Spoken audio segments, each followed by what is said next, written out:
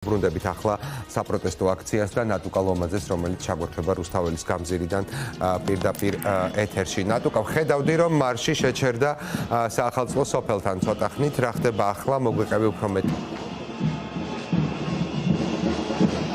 ამ წუთებში აქციის მონაწილეები არიან უკვე რუსთაველის გამზირზე. ცოტა ხნის წინ რამდენიმე წუთით საახალწლო სოფელთან, რუსთაველის მეტროსთან მიმდებარედ იყვნენ შეჩერებულები, აი კადრში გაჩვენებ, იქ გააჟღერეს კიდევ ერთხელ უცვლელი მოთხოვნები, დაახლოებით 5 წუთი იყვნენ გაჩერებულები. გზის ერთი ნაწილი არის გადაკეტილი, ხედავთ მარშს, რომელიც ფილარმონიიდან მოდის და აქციის მონაწილეები მიდიან საქართველოს პარლამენტისკენ. მოქალაქეები, როგორც ვიცით, ყოველ შაბათს იკრიბებიან ხოლმე და გამოხატავენ პროტესტს, აჟღერებენ უცვლელ მოთხოვნებს. აი კადრში ამ წუთებში ხედავთ, რომ ახლაც შეძახილები გესმით ბოლომდე დავიბრუნოთ სამართალი, მიყვებით ამ მარშს, ასევე უერთდებიან ამ მარშს პოლიტიკოსები, მათ შორის სინდისის პატიმრების ოჯახის წევრები.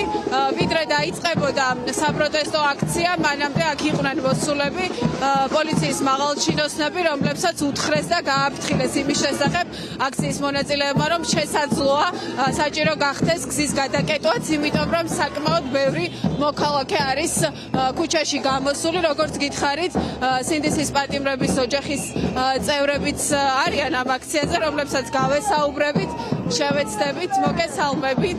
ზვიად ცეცხლაძის მამა არის აქციაზე. გითხარით დღევანდელი მარშის შესახებ, რამდენად მნიშვნელოვანი არის ყოველ შაბათს აი ესეთი მასშტაბური შესაძლებლობა. უმნიშვნელოვანესია არა მხოლოდ ყოველ შაბათს, არამედ ყოველ დღეს.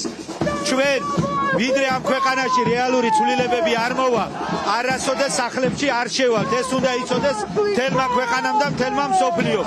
ის მოთხოვნები, რა მოთხოვნები ჩვენ გვაქვს, ეს არის გამოძიება მოწამვლის, ეს არის პოლიტპატიმრების, სინდისის პატიმრების განთავისუფლება, ეს არის სამართლიანი არჩევნები. ვიდრე ეს ყველაფერი არ შესრულდება, ვიდრე ცვლილებები არ მოვა, ჩვენ ვიდგებით ქუჩაში და ვიბრძოლებთ უფრო კაცრი მეთოდებით, უფრო მედგრად, უფრო შეტევით. ზვიად ცეცხლაძის მამას უსმენით, კიდევ ერთხელ კადრში გაჩვენებთ, მიმდინარეობს მსვლელობა მარში. მოქალაქეები, როგორც გითხარით, მიდიან საქართველოს პარლამენტთან, ჩვენც მივყვებით ამ მარშს და მოვლენების განვითარების შესაბამისად დაგიბრუნდებით.